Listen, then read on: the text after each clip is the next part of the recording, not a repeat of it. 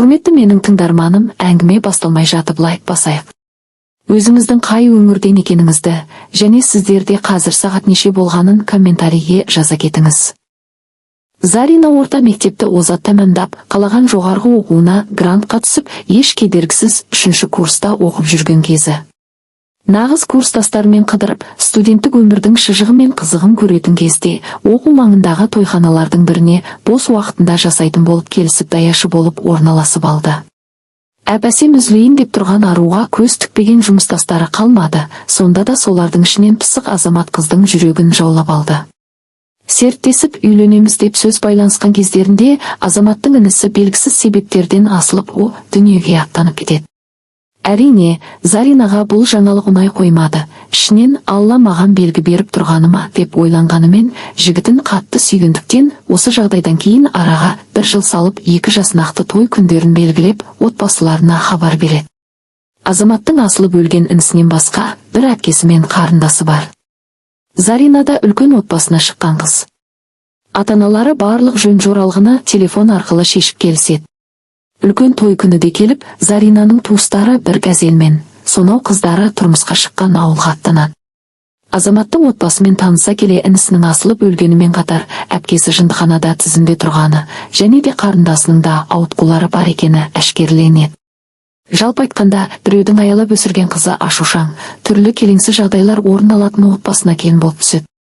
Сөз жатсын ба, ұзын құлақтан кезінде әкелері бір жас қызбен ойнап қойып, ішінде баласы бола тұра үйінен қуып жіберіп қыздың қарғысын алғанын естиді.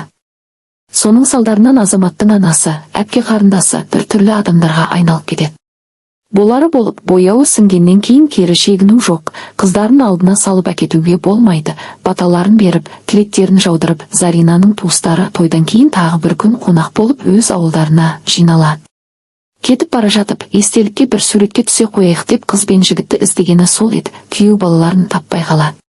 Жақсы деп Заринаны ортаға салып суретке түсе бергендері сол еді, кешелі бері әрең шыдап жүрген бе қыздың енесі. Азаматты неге шеттетіп тастадыңдар? Не менің балам бөтен бе деп ешкімге ештеңе түсіндірместен аузына келгенін айта бастады. Ойпырмай, мына құдағайды жын ұрған ба деп барлығы аң-таң. Есесіне азаматтың туыс ағайындары, жаңа құдалар шошып кетпесін деп ыңғайсызданып жуып шаюда. Жалғыз басты әйел, түсіністік танытыңыздар деген сөздермен. Заринаның да ысы апалары қарап тұрмай, азаматтың шешесіне жауап қайтара бастады.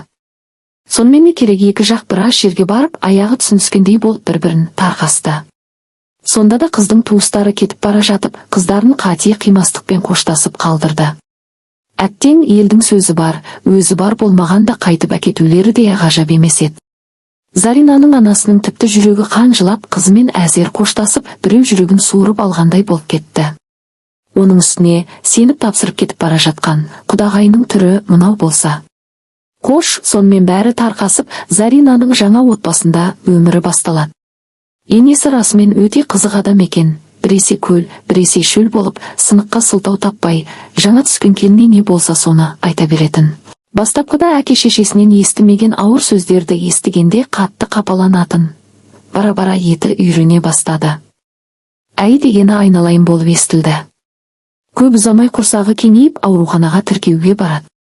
Дәрігердің берген тізімі бойынша анализдер тапсырғанда, жатырда инфекция бары анықталады да, азаматты да тексеруден өткізу керектігін айтады.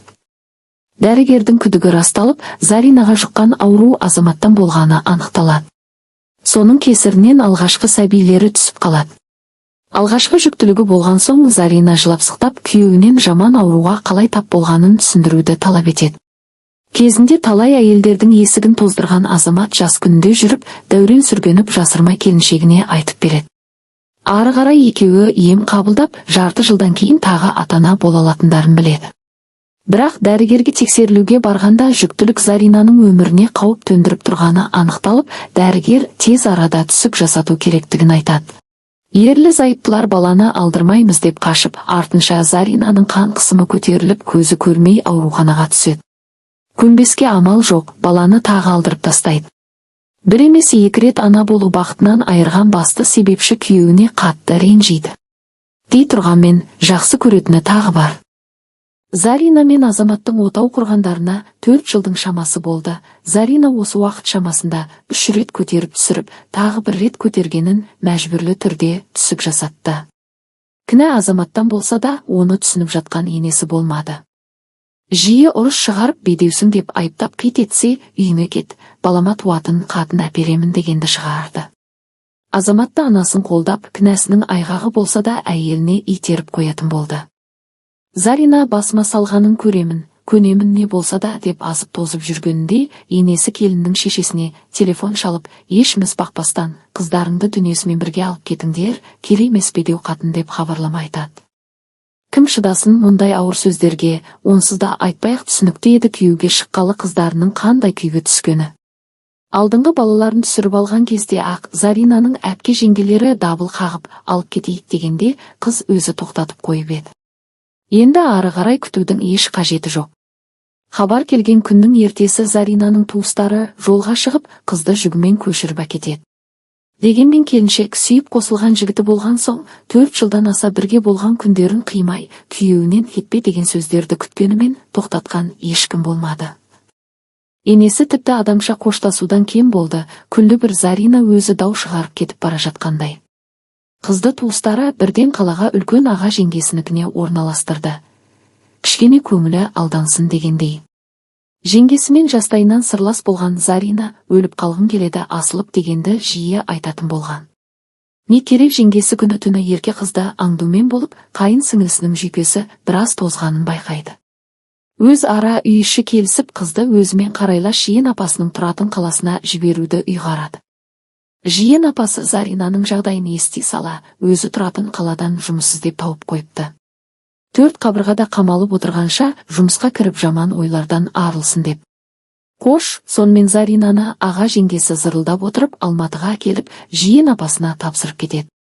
Диплом алғалы өз мамандығымен жұмыс жасап көрмеген, апасы таныс тамыр арқылы мамандығы арқылы жұмыс тауып қойғаны жақсы болған. Келе сала Зарина басымен жұмысқа кірісіп кетті. Жиен апасы екеуі тете болған соң, Зарина сонша жылдан бері ішіндегі жан жарасын айтып, келген күннен бастап 1 апта уақыттай түнімен екеуі ұйықтамай сыр шертісіп жүрді.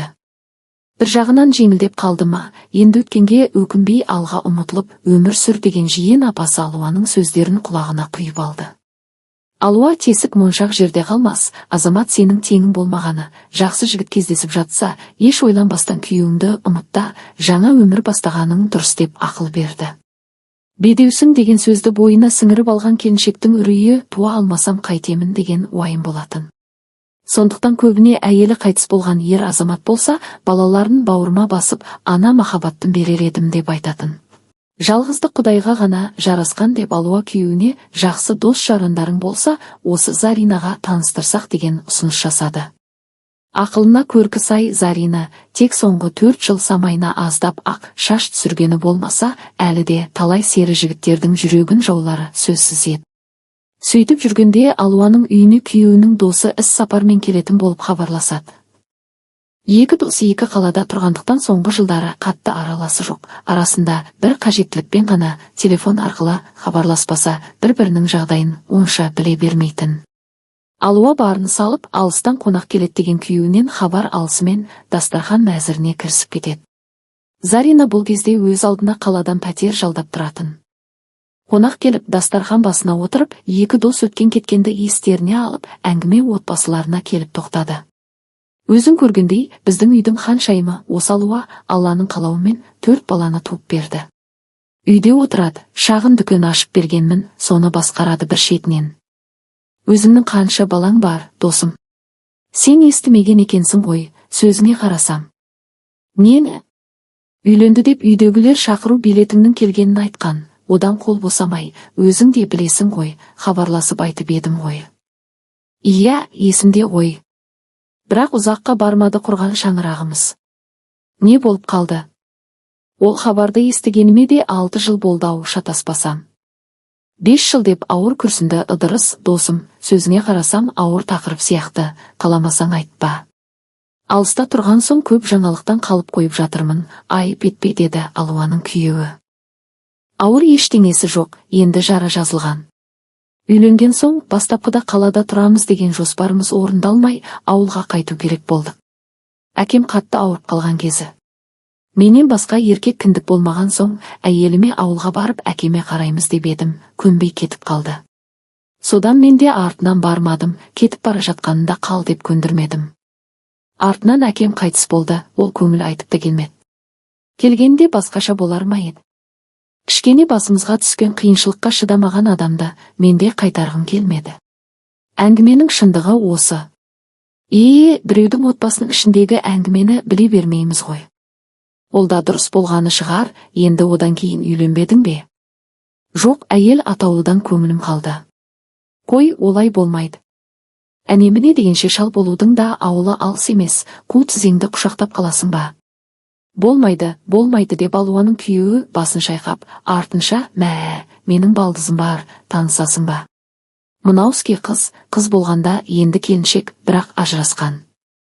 Оның да бағы ашылмай, қазір осында жұмыста жүр.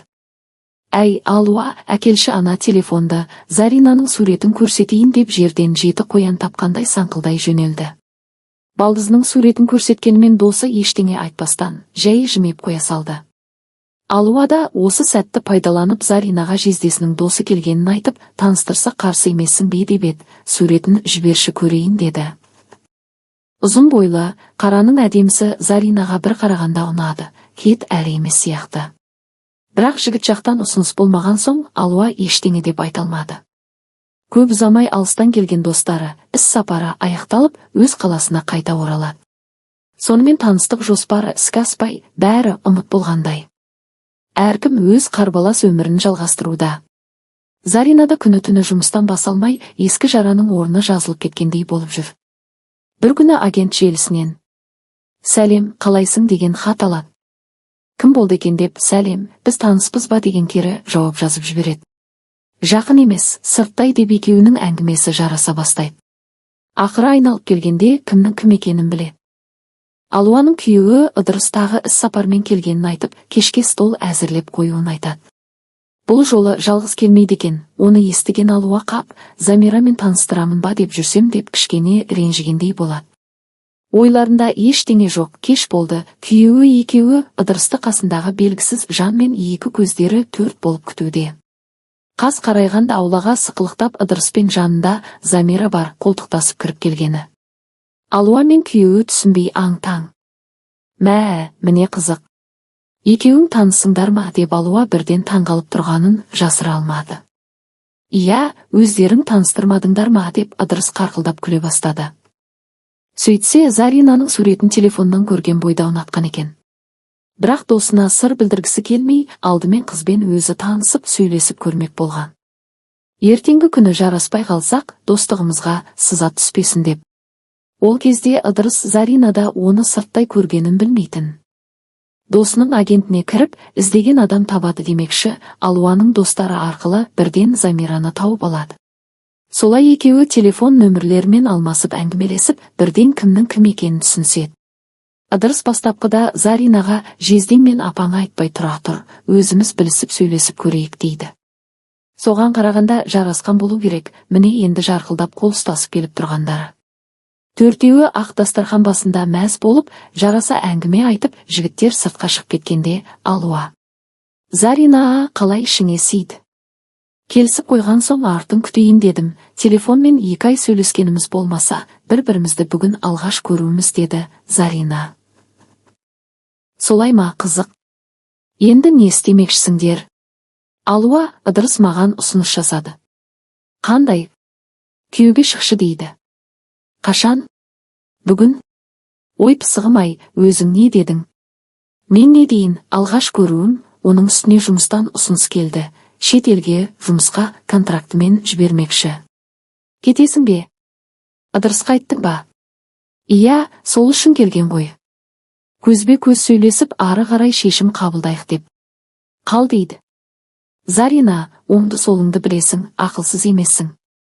Жүрегімнің қалауын жаса. Жұмыс қашпас, жасарып бара жатқан жоқсың. Бұлай жаман жігіт емес секілді, бір тоға, сөзі түзу. Шешімді өзің қабылда, жаным.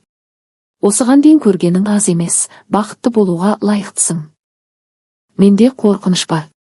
Бала көтере алмай қалсам ше? Басыңды ашып айтпайсың ба? Ары қарай өзі шешім қабылдасын. Айттым. Иә, не дейді? Бәрі Алланың қолында, көре жатармыз деді. Нағыз жігіт екен. Онда етегінен ұста, ақыры расымен бәрін айтсаң, оған көніп отырған жігіттен айналмайсың ба? Ақыры Ыдырыс Заринаны алып қалып, әйелі болуға көндіреді.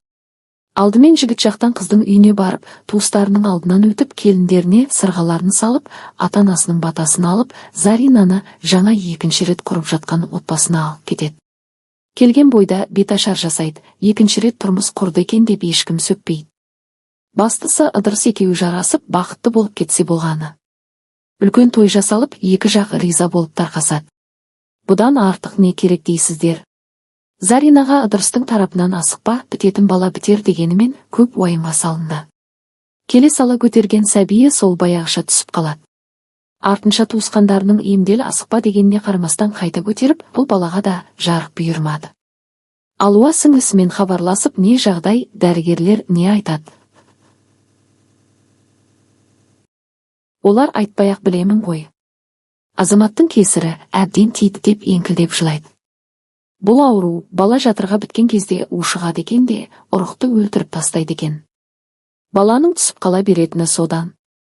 Сонымен керек қайын жұрты Заринаны апармаған тәуіп, бақсы, дәрігерлері қалмайды. Білікті мамандардың көбі бала болудың дұрыс шешімі суррогат ана тауып, соған тудыру деген екен. Енді Заринаның бар үміті суррогат ана табу болады. Жан жаққа сұрастырып, таныстарына ұсыныс жасай бастайды. Тіпті Алуаға да суррогат болшы деп жалынады. Бірақ ешкім келіспейді. Беретін ақшасы да қолдарында бар еді. Әттең сол кезді қайтарса, алдарына Заринаны қайта осы ұсынысымен алып келсе, қазір туыстары бір сәт ойланбастан мақұл дермеді. Ыдырыстың тағалы олар тұратын қалада жұмыстары шығып, қасына әйелін бой жассын деп ертіп әкетеді. Бұл жолы дос емес, енді бажа болып кездескен екі дос таңға дейін әңгімелеседі. Зарина жолдан шаршап келгені бар, ерте жатып қалады. Алуа да бір ұйықтап тұрып, екі бажаның әңгімесіне келіп қосылады. Сонымен дәрігерлер ешқандай шанс жоқ дейме деді Алуа. Иә, тек суррогаттық жолы дейді. Оған енді өздерін көріп тұрғандай адам жоқ. Ыдырыс, туысқан келіндерімнің аяғы ауыр екен ғой. Неге сұрап алмасқа, мүмкін содан кейін өздеріндікі де болу ғажап емес. Көп жағдайда солай болып жатады ғой. Қай, әкемнің інісінің баласын айтасың ба? Керек емес, келіннің мінезі шатақ, бір ренжіскенде алып кетіп жүрсе. Енді Заринаның қатты ана болғысы келетінін біле тұра, солай шорт кесе саласың ба? Алуа, мен Заринаға қалай дату деп айтудан аулақпын, неге ол осыны түсінбейді? Барлығы бір Алланың қолында, берсе берер, бермесе оны да көре жатармыз. Онда балалар үйінен асырап алыңдар, шамаларың жетеді ғой. Атама қандай қан оның бойында? Өскенде рахат көрсетеме, әлде азап көрсетеме? Қаласа өзіне де айтқанмын Заринаға, басқа әйелге тудырып берейін деп әзілшінің араластырып Ыдырыс әңгімеге нүкте қойғандай болды. Ондай таныстарың болса тудырсаңшы деп Алуа ренжігендей болды. Оған сіңілің көнбей отыр ғой, туып бермей қойса ше деп. Таң да атқан екен, әркім өз бөлмелеріне тарқасып, ертесі еркектер жұмыс бабымен өз жолдарымен кеткен екен. Алуа мен Зарина да үйде отыра бермей деп дүкендерге шықты. Алуа, мен ана болу бақытын сезінемін бе, жоқ па? Алла неге мені осылай сынап қойды? Қайдағыны айтпашы, боласың әрине. Алуа, ренжімеші, алдында да ұсыныс жасаған едім саған, маған суррогат ана болшы. Бөтен емессіңдер ғой.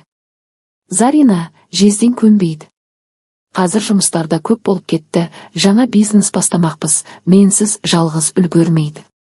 Жоспарлап, стройкасы да басталып кетті. Рас айтамын, өкпелемеші. 4 баланы асыра оңай емес, бір жағына шықпасам болмайды деп Алуа көзі жасқа толы сіңісінің жүзіне тіке қарай алмай жауап берді. Осы жауабына өкінетінін білмеді ғой. Білсе күйеуін көндірер ме еді? Ыдырыстың жұмыстары аяқталып, бір апта өткен соң Зарина екеуі өз қалаларына қайтады. Алуа сіңлісінің алдында кінәлі адамдай олар кеткенше өзін сезініп жүрді. Бірақ дәл сол сәтте оның басқа амалы жоқ сияқты еді. Сондықтан ішінен күні-түні Зарина өзі көтеріп босанса жақсы болар еді деп тіледі.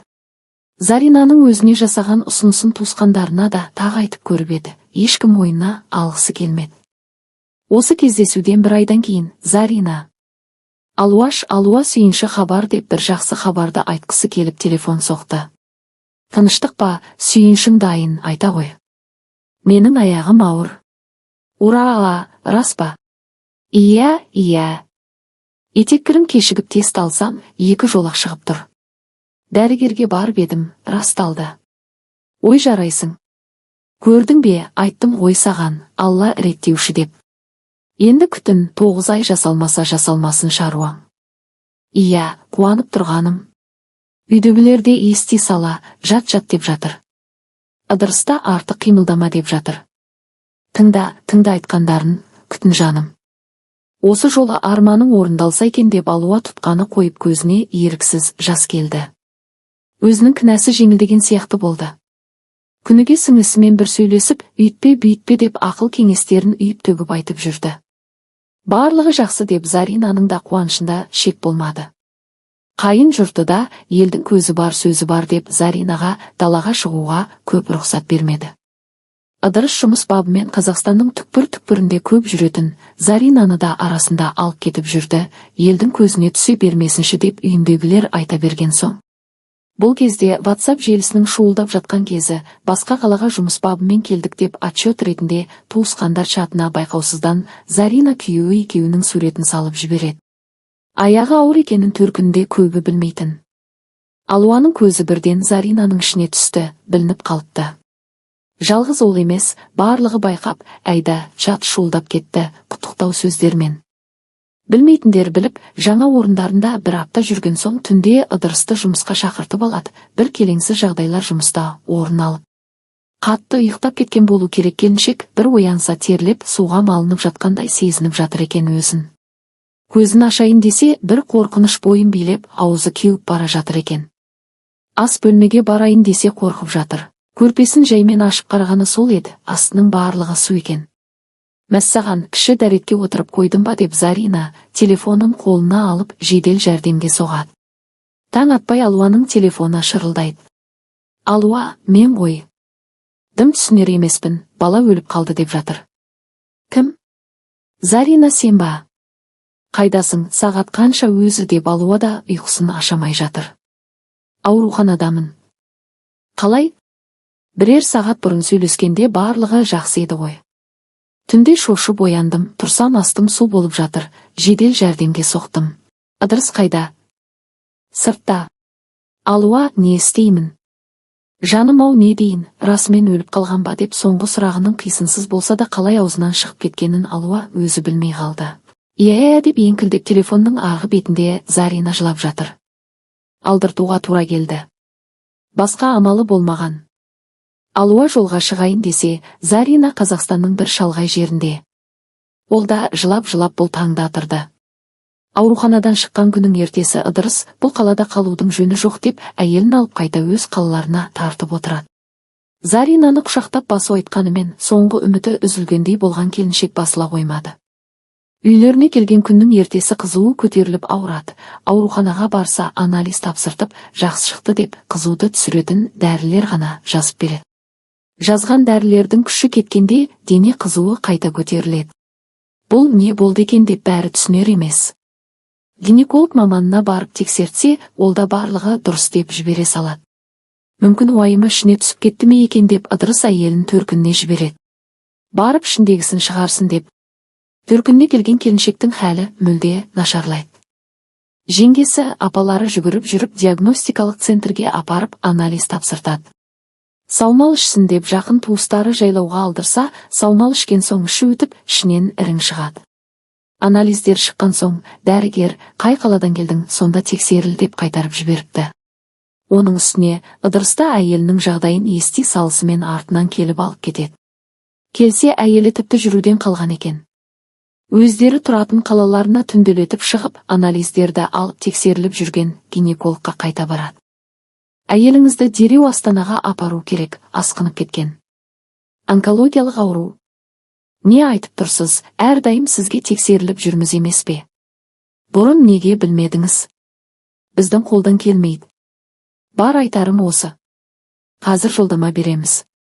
Ыдырыс әйеліне ештеңе түсіндірместен жолдаманы алып Астанаға аттанып кетеді.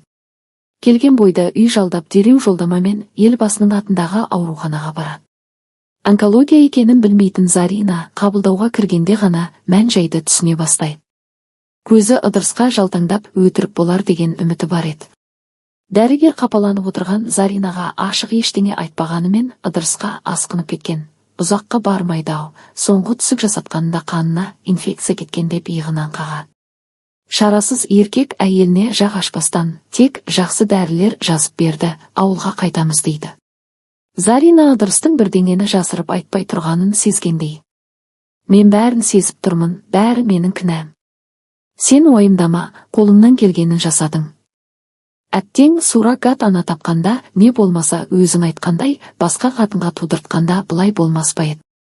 Мен сені сондай жақсы көремін. Екеуміздің кеш кездескеніміз ай деп күйеуінің қолын ұстап алақанына бетін тақап ұзақ отырады. Не дегенің жаным, мына дәрілерді ішесің, жазыласың.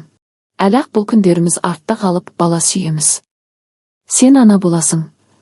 Тек уайымдама, мен де сені жақсы көремін деп ыдырыстың тамағын өксік кернейді. Ол да ішінен неге өзімді ғана ойлап туысқан інімнің баласын асырап алуға келіспедім. Келіскенде басқаша болар ма еді бәрі деп жол бойы ой үстінде келеді. Өкінішке орай, Заринаның арманы орындалмай, арман үстінде о дүниеге аттанып кете берді. Туыстарының көпшілігі, соның ішінде Алуа да қап суррогат болуға келіспегенім ай деп қиналып артынан жылап қала берді. Заринаның тағдыры осылай аяқталғанына әркім кішкене болса да өз кінәсі бар екенін сезеді. Бірақ қолдан келер шара бар ма? Болар іс болды, артқа айналып ештеңе оралмайды. Ақтық сапарға төркіні өз ауылынан шығарғысы келіп еді. Қайын жұрты баласы болмаса да күні кеше түскен келін емес, бақандай 5 жыл. Сүйегі біздікі деп ыдырыстың туған жеріне жерледі. Ешкімге оңай болмады. Соның ішінде әрине күйеуіне. Заринаның өмірден озғанына 2 жылдан аса уақыт өткенімен ыдырыс қайта үйленуге асықпады. Күйіктен дер кезінде дертін анықтай білмеген дәрігердің артынан қудалайын десе, кінәсін мойындағаны ма екен, өз еркімен жұмыстан шығып кетіпті. Артынан Алуа да ыдырыспен бір кездескендерінде. Зарина өмірден өтер алдында Алуамен хабарласып, ешкімге кінә тақпаңдар, дәрігер ғана емес қол астындағы жұмысшылар да кетеді. Олардың бала шағасы, кредиті бар. Мені қарғайды, тынышыма жатайын. Аманат деп айтып кеткен екен. Мүмкін олардың да салғырттығы болды ма, не болғанда да тиісті адамдар жазасын алмады. Осындай жұмысына салғырт қарайтын дәрігерлердің кесірінен қаншама әйел өліп кетіп жатыр деп кейіпкер туысқанының басынан кешкен әңгімесін тәмамдады. Мен де қазір еңіреп отырып жазып отырмын, жүрегім үзілейін деп тұр. Жақындарыңыздың сөздерін лажы болса жерге қалдырмаңыздаршы. Менің ғана емес, әңгімені жазуымды өтінген оқырманымның да мақсаты осы.